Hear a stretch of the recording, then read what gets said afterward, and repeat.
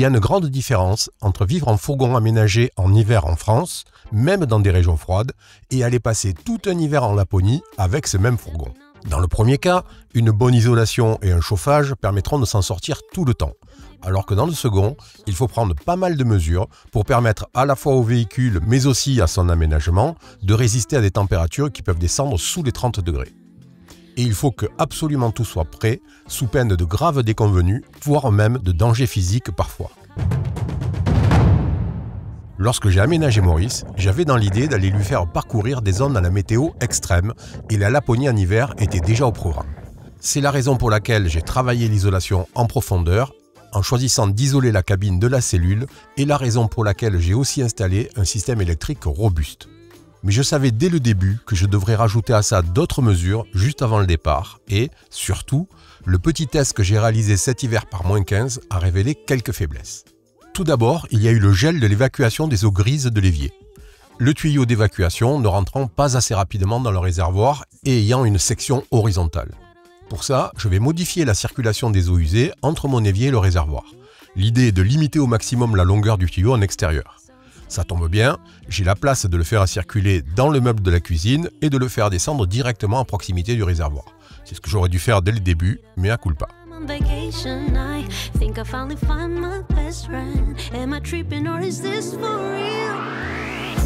Voilà, maintenant l'évacuation de l'évier rentre directement dans le réservoir sans cheminer sur le fourgon, et ça devrait largement limiter le gel. Sachant que mon réservoir est équipé de 2 résistances électriques, ce qui fait que normalement l'eau ne gèle pas à l'intérieur. Alors franchement, par -35, je suis pas certain, on verra bien ce qui va se passer. J'ai aussi une entrée d'air, notamment lorsqu'il y a du vent entre les 2 portes arrière dont l'une est un peu voilée. Là, je n'ai pas de solution pour réparer ça, sauf à changer la porte voilée. Du coup, je vais faire un peu de cache-misère en installant un rideau isolant entre la porte et l'intérieur du fourgon. Pour ça, j'ai acheté un isolant spécial camping-car, c'est de l'Isoflex 7 couches, dont une face est en tissu matelassé. Je vais fabriquer 5 panneaux à mettre en place avec des scratchs. Il y a 2 panneaux qui vont fermer au-dessus du lit, ce qui va me permettre d'accéder à la poignée intérieure en passant la main entre les 2 panneaux. Il y a ensuite 3 panneaux qui vont isoler la soute, un devant le rangement vertical, le second devant les tiroirs imbriqués et le troisième devant l'espace libre et le coffre électrique. Pourquoi 3 panneaux? Tout simplement pour limiter au max l'entrée de froid dans la soute lorsque je dois récupérer ou ranger quelque chose. En ouvrant un seul panneau, j'accède à la zone que je veux et je laisse les autres un peu protégés. On parle là de température inférieure à -20 degrés et chaque petit gain va compter. Allez, direction la machine à coudre. Bon, après pas mal de galères, je me suis rendu à l'évidence, ma machine n'est pas assez robuste pour de telles épaisseurs. Du coup, plan B, je vais utiliser du duct tape et du scratch autocollant. Ces panneaux ne vont me servir que cet hiver puisque j'ai pas l'intention de retourner dans des zones aussi froides que ça à l'avenir. Donc, même si ça tient que quelques mois, ça sera largement suffisant. Voilà à quoi ça ressemble désormais de l'extérieur. Tout est bien isolé et je peux accéder à chaque zone de la soute sans faire entrer du froid ailleurs. À l'intérieur, au niveau du lit, c'est pareil, parfaitement isolé. Et surtout, le côté intérieur est plutôt agréable au toucher, c'est pas négligeable. Les panneaux sont fixés sur le joint par des scratchs, les mêmes que j'utilise pour ma moustiquaire, et par des scratchs aussi entre eux. Je n'ai pas mis de fermeture éclair pour une meilleure efficacité d'isolation, et surtout, si un jour la fermeture éclair se casse, ça devient vraiment galère.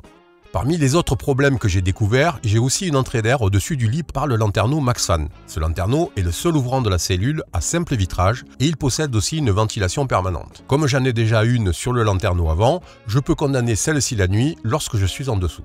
Là, la solution la plus simple, c'est un coussin en 40-40 que je mets dans le lanterneau. Et du coup, plus de froid qui descend la nuit sur le lit.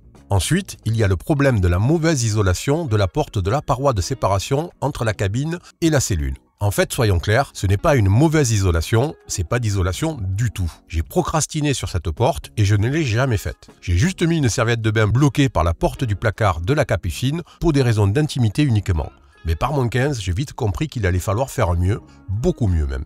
Pour ça, l'idée est d'utiliser le même isolant que pour la porte arrière, que je vais aussi fixer par un scratch sur le pourtour de l'ouverture. Je vais aussi laisser le côté tissu vers la cellule et sur l'autre côté en alu, côté cabine, je vais coller un bout de moquette noire extensible comme celle que j'ai mis sur la paroi côté cabine. Comme ça, vu de l'extérieur, la porte sera quasiment invisible. Au final, j'ai utilisé la même méthode que pour les portes arrière, à savoir du duct tape sur le bord de l'isolant et ensuite un scratch autocollant par-dessus. Voilà, l'isolation de l'ouverture est en place. Côté cellule, on a le même tissu qu'à l'arrière et côté cabine, on a la même moquette noire. Même avec le petit renfoncement, difficile de voir le passage dans la cloison depuis l'extérieur, ça permet de rester discret. J'essaie, autant que je le peux, de vous proposer des contenus qui vous seront utiles, aussi bien lors de l'aménagement de votre véhicule que lors de votre vie de van lifer. Mais pour y arriver, j'ai aussi besoin de vous, pour mettre un petit like sur les vidéos que vous regardez et qui vous intéressent, et pour vous abonner à la chaîne pour ne rien manquer. Un immense merci à ceux qui le font ou l'ont fait, c'est une aide importante pour que cette chaîne se développe et perdure dans le temps. Allez, revenons-en à notre sujet. Enfin, parmi les choses que j'ai expérimentées, j'ai aussi des remontées de froid par le sol malgré les 38 mm d'Armaflex. Ce n'est pas très froid, mais c'est désagréable pour moi qui aime rester pieds nus. Là, c'est simple, j'ai acheté 2 tapis très épais que je placerai aux endroits nécessaires au fur et à mesure. J'ai préféré cette solution à celle d'une moquette permanente trop salissante. Là, je ne mets les tapis que lorsque je suis à l'intérieur et je les enlève lorsque je sors pour éviter de les salir en revenant avec les chaussures mouillées. Voilà, les faiblesses que j'ai identifiées début avril au-delà du cercle arctique ont été corrigées. Par contre, je ne me fais aucune illusion et je sais que je vais en découvrir d'autres lors des froids les plus intenses. Je prendrai quelques bouts d'isolant pour bricoler si besoin. Maintenant, on va passer à la préparation qui était prévue, elle, dès le départ. Pour commencer, je vais remplacer l'huile moteur par de l'huile beaucoup plus fluide, à savoir de la 0W30, qui reste fluide jusqu'à moins 40 degrés. Ce sera l'occasion de changer le filtre à huile et donc de partir avec une vidange et ne pas avoir à me préoccuper de ça durant le road trip. Bon voilà, bricolage simple, hein. Petit bout de tuyau d'arrosage, un entonnoir. Et puis le tuyau va aller dans la trappe du moteur et puis il suffira juste de remplir l'huile dans l'entonnoir.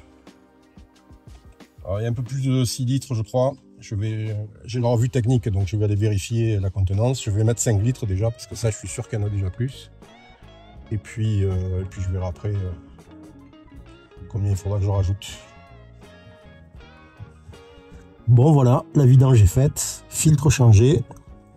Elle était bien noire, hein. J'ai bien fait de la faire avant de partir quand même, quoi qu'il en soit. Parce que c'était pas terrible.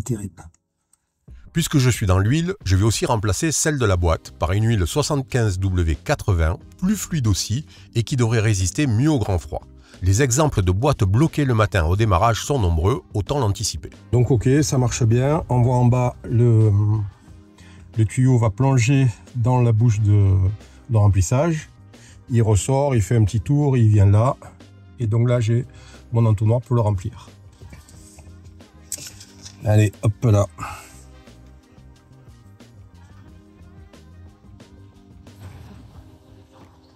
Bon, ça descend pas vite. Et voilà, 2,9 litres.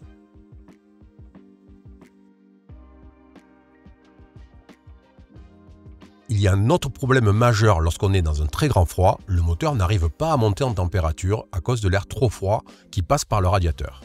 Pour ça, j'ai confectionné une couverture pour la prise d'air moteur. Je l'ai réalisée en 2 parties pour boucher plus ou moins d'entrée d'air selon le besoin. J'ai utilisé des chutes d'isolant qui me restaient de ce que j'avais déjà fait. Il y a aussi la question de l'éclairage pour rouler. Je vais passer près de 2 mois dans la nuit polaire à rouler sur des routes escarpées, enneigées, voire littéralement gelées. Donc autant vous dire que bien y voir est une nécessité absolue.